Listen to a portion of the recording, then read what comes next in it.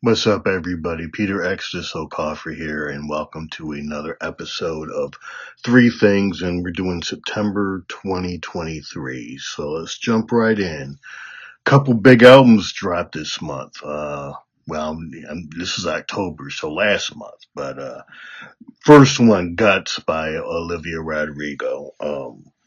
Love the new stuff. She's an elite songwriter. She's very good. Um,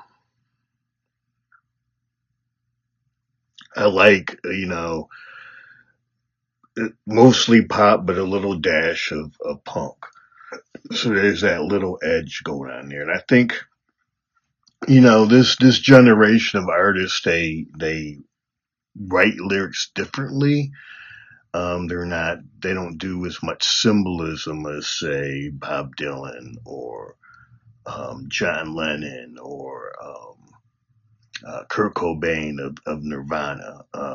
It's just, I guess there's just so much going on in the world right now that younger folks are just like, don't make me think, just, tell your story or that let me know in simple terms what you're trying to do with this song. So I kind of, when you compare her lyrically to, other artists of this era, she's actually pretty good.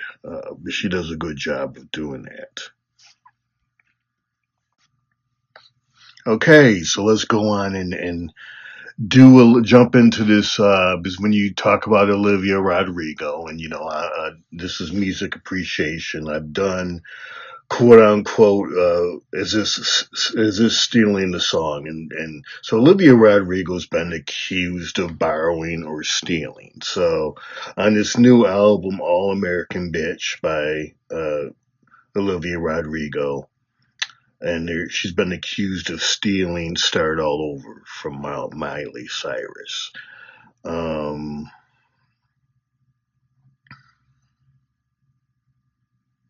and then "Good for You," she's accused of "Good for You." I think is off her first album, borrowing from Paramore's "Misery Business," and then "Deja Vu," Taylor Swift's "Cruel Summer." So "Good for You," pop with a splash of punk. "Misery Business." Um, this is Paramore's song. Look, I mean, this song is a lot more. Paramore's song is a lot more punk. It's punk with a splash of pop. Um, and there's a lot more guitar in this. And this is a lot harder song, Paramore's "Misery Business" compared to "Good for You" by, Olivia Rodrigo. And, I almost consider this, an artist from one genre borrowing from another, because I mean, Olivia Rodrigo's pop, Paramore is punk, with the splat. But I think most, is Paramore hardcore punk? No. Um, but what are the similarities? So at times, they sound the female singer for Paramore and then Olivia Rodrigo have similar singing styles at times in the songs. There is about 6 to 8 seconds, in the chorus where there is some similarity. But, again, the overall feels of these songs are very, very, very different. Um, so I'm not buying. I think she actually gave Paramore a writing credit in this song, which, I mean, it was her first album, and the record label probably pressured it into doing it, but was it necessary? I don't think so. I think, the overall feel of these songs are very, very different. And someone on YouTube you know, did uh, uh, what's the breakdown using music theory, and yeah, they use similar chord progressions and notes, but you can't copyright chord progressions and notes. It's the melody, I mean, does she copy the melody? But two very different songs, so I'm not kind of buying that this is plagiarism. Second song, Deja Vu and Cruel Summer, Taylor Swift. Um, and this really, again, they're different songs. They don't sound alike, but in the choruses, I mean, they're using, similar notes and similar chord progressions. But there's only so many chord progressions, and people who've done studies, I mean, I can't remember what the chord progression is because, music theory is not my thing, but like 20% of all the songs that have been in the Billboard 100 and since 2000 used the same four chords. So, no, I'm not buying that either. Finally, All American Bitch, her song off the new album, Start Over Now, um, which I think is the Miley Cyrus song. Again, there's nothing really, I mean, Miley Cyrus's song is a rock song, has a lot of guitars, it's a lot harder. I actually, I like Paramore and Miley Cyrus's songs. The feel just isn't there. And so I don't, again, I'm not buying any of that. Now, I did the whole, I think I did the whole thing. Uh, I did another episode on stealing the songs and um, Ed Sheeran and discuss Led Zeppelin's, some of their issues. And the other one was, oh, Marvin Gaye and, oh, I can't even think of the song now, but that was a big one and actually paid out. Um, so stepped away, took another excursion that wasn't on my outline, but yes, I was referring to Marvin Gaye's "Got to Give It Up" and "Blurred Lines" by Robin Thicke, which is written by Pharrell. Now, Pharrell and Robin Thicke lost that case. They should not have lost the case. The reason why they lost the case is Pharrell says, he loves Marvin Gaye and he wanted to do a Marvin Gaye song. And, you know, uh, Blurred Lines was, similar to a Marvin Gaye song. And yes, it does have the feel of the, Blurred Lines has the feel of Got to Give It Up, but that's not suable. I mean, again, it goes back to, uh, the melody. The closest thing here is the bass line, but that you're using different notes on the bass. The drums are similar, but there's different percussion. Um, but they lost the case because Pharrell basically, did himself in by, in an interview saying somewhere, I love Marvin Gaye, and this is kind of like you know, a tribute, for lack of a better word, to Marvin Gaye. So, but what is, I talked about some of the Led Zeppelin songs, and they rearranged and changed some of the lyrics. The worst offender out there is, and this is kind of my baseline of when is there plagiarism. And so, Jake Holmes did a song in 1967 called Dazed and Confused, and Led Zeppelin, can't remember if it was on Led Zeppelin 1 or 2, but 2 years later they came out with their version of it. They look, Jake Holmes, more of his version was acoustic. Obviously, Zeppelin's doing hard rock, but the basics of that, the hook, the melody, Zeppelin didn't change it. And then, Zeppelin ended up, settling and giving credit. I think, and the two songs and Olivia Rodrigo, she did end up giving Paramore credit, and she ended up giving Taylor Swift credit. Paramore basically played it down, saying, "Look, leave her alone. this stuff happens all the time. And rightfully so. I mean, I don't think either one of them should have gotten credit, but Olivia Rodrigo's a new artist, and I guess that's what the label wanted to do. But Led Zeppelin's Days and Confused is different. Not only do they keep some of the hooks and some of the main, sonic sounds of it, but there's a similar structure and it's arranged similarly. So, um, similar lyrical themes, confusion and whatnot.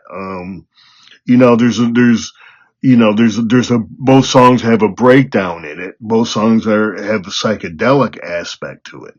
So I mean, and roughly the same portion of the songs or the areas of the songs, whether it's 40% into the songs, they do a breakdown. And yeah, it's different, but it's, you know, Jimmy Page's guitar is different than Jake Holmes and Led Zeppelin's breakdown.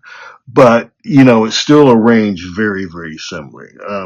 And here it's very clear that Led Zeppelin learned the song and made some changes. I don't know. I don't think the song was very hard to play, so it wasn't like, but clearly they played around with it and they thought they made enough changes not to get busted, and they did not. Now, for the record, I love both versions of Dazed and Confused, but if you want a song out there that is I would consider plagiarism and stolen, then Dazed and Confused is that song. Anyway, to reiterate, I do like Guts by Olivia Rodrigo. She's a great, great songwriter in this generation. Seguin, number two, Doja Cat, Scarlet, and similar theme. Doja Cat is a great, great songwriter. Um, I talked, I think one of the early branding episodes on the Level Up brandings, I talked about how Doja Cat kind of does a duet with herself, but she has these two personas, and one of them is very, classy. I wouldn't say bougie, but mainstream. And then she has this other persona that is street. And so she'll have songs where you got mainstream Doja and street Doja, trading off, and it's interesting because, in the 90s it was big. A lot of the R&B artists brought in hip hop artists to, be on their songs so they could get that street cred. And because, hip hop was the dominant genre, and, in the late 80s, hip hop became the dominant genre of black music. So they had to do that. And it's interesting that, Doja, plays both roles in this duel like that. Um, well, what makes Doja Cat's music really unique to me, and just finally took this album for it to really hit, is that she takes pop songs that Taylor Swift or Ariana Grande would do, and she makes them street. And I've heard some people, black folks say, well, Doja Cat ain't hip hop, she's pop.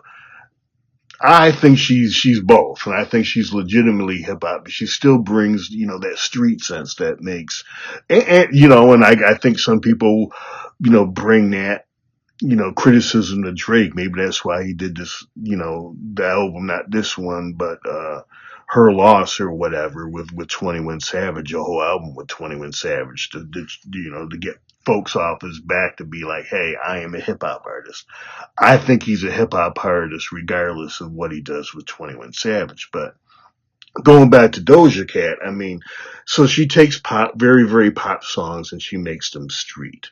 And, she either adds trap beats or 808s to them, but it gives it is that contrast is very, very interesting. It's almost like throwing two worlds together, the suburbs and the street, and it works. And she's, and part of being a great artist, because going back to people accusing Olivia Rodrigo of stealing. I mean, one of the biggest, it's always been cool and artists have always been okay with borrowing one from one genre and pulling things into another.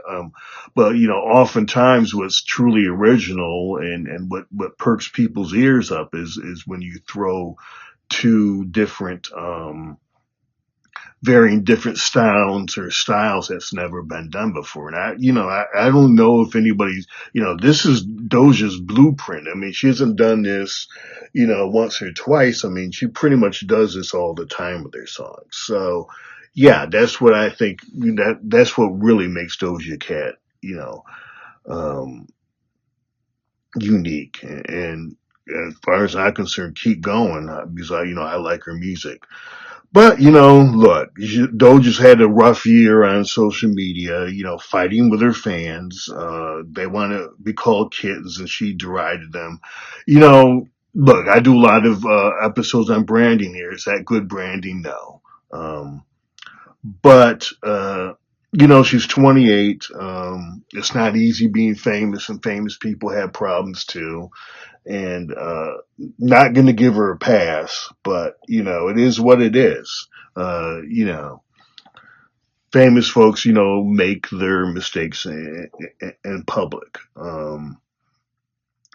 But don't take if you're having a bad day, don't go on social media and fight with your own fans. That's not a good move. That's not good branding. She did, but I still love her music.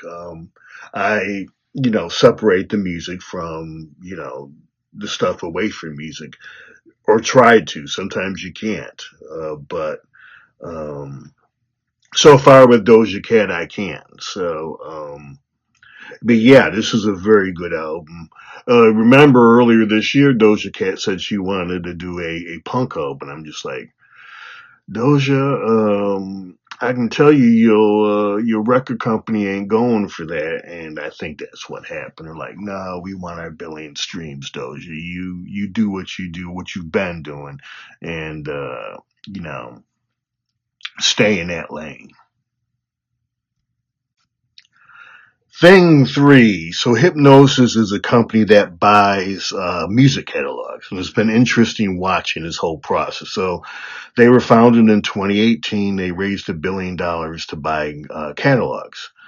Um, and here's the theory around buying catalogs. Hit songs are long-term, predictable assets unaffected by economic cycles that will increase value as the worldwide music streaming market grows. Um, okay, that is interesting, and I'm not gonna. I don't blame Bruce Springsteen because I think he got 550 million for his catalog, and originally it's reported that Bob Dylan got 400 to 500 million. Now it's looking like it's closer to 200 to 300 million. So a lot of these we're not getting, strong numbers on, but um, that's the theory. And again, remember, I think I've said in a recent podcast that, 1 billion streams on Spotify is equals $3 million. So, if this was the 80s and 90s, then yes, serious money would be getting made. But it's not the 80s and 90s. So, uh, but let's take a quick look at the numbers of their catalog. In 2018, they had 5,000 songs total. 2,000 of them were number one. 4,000 were top 10. 2020, 13,300 songs. Their catalog was valued at 760 million. In December 2021, they had over 65,000 songs, and their catalog was valued at $2.55 billion.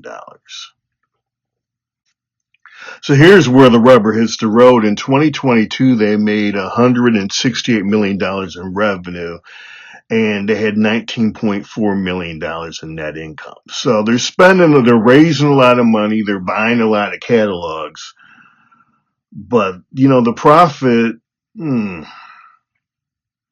is there, but and I've been watching this closely, and it's interesting.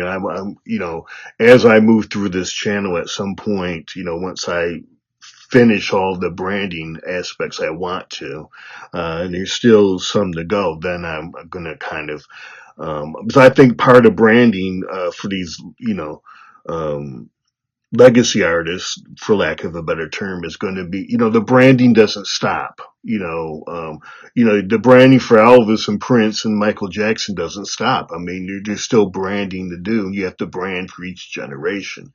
And right now they seem to be just buying the catalogs, but they don't know really how to manage the catalog. So down the road, I want to jump into that. But yes, Hypnosis is, uh, in the process of looking to sell about $500 million of its catalog.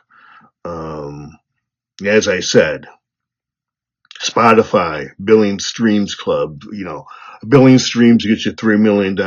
As of late September 2023, there was 476 songs in the Billing Streams Club. So interesting. It's interesting. The numbers seem to be going down because most of, when we hear folks who, about how much their catalog was sold, it's reported or in the neighborhood. The solid one of the biggest catalog so far has been Bruce Springsteen and Sony Music, and it stayed at $550 million. That's a huge number. Initially, reported at Universal Music Group bought Bob Dylan for 400 to 500 million. Now, they're saying it's, I'm seeing a lot of 200 million and a few 300 million. So, but yeah, but let's look at a couple of these numbers. Motley Crue sold theirs for 150 million. That's not bad. I mean, even Dylan at 200 million. I mean, you have to pay for, you have to pay for something here. Tina Turner, 50 to 80 million. Red Hot Chili Peppers, 140 million. That's realistic. Neil Young, 150 million. Initially, I heard James Brown, his catalog only sold for 40 million. I was like, really 40 million? Because when you get James, you get all the rappers in the classic rap era that sampled him. So that's probably, that at least doubles if not triples, the catalog size right there. But now, starting to look at, for James, it was close to 90 million. Remember, they fought for 10 or 15 years, different family members, over the will and how all that. So James, probably whoever paid $90 million for James Brown got a deal. Um, and from what I can gather from Prince, I thought his whole catalog was sold for 140 million, but it looks like it's only half the catalog. And going back to James for a minute, but it looks like of that 90 million, it's not only songs and revenue from the songs, but now name, image, and likeness. So that's interesting.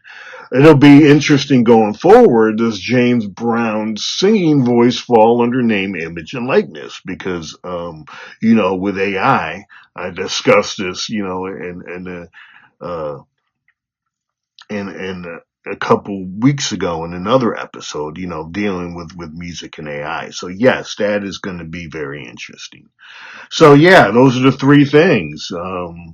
Olivia Rodrigo Guts, number one. Number two, um, Doja Cat Scarlet, and number three, Hipgnosis selling the catalog for 500 million. So, or part of it. So yeah, thanks for coming through. Hit the like button, subscribe to the channel. Appreciate your support. I got 5 albums of my own on all the streaming services, and right here you can access all 5 on my YouTube channel. And I also have 2 science fiction fantasy novels on Amazon and a novella. So thank you for coming through, and see you next episode.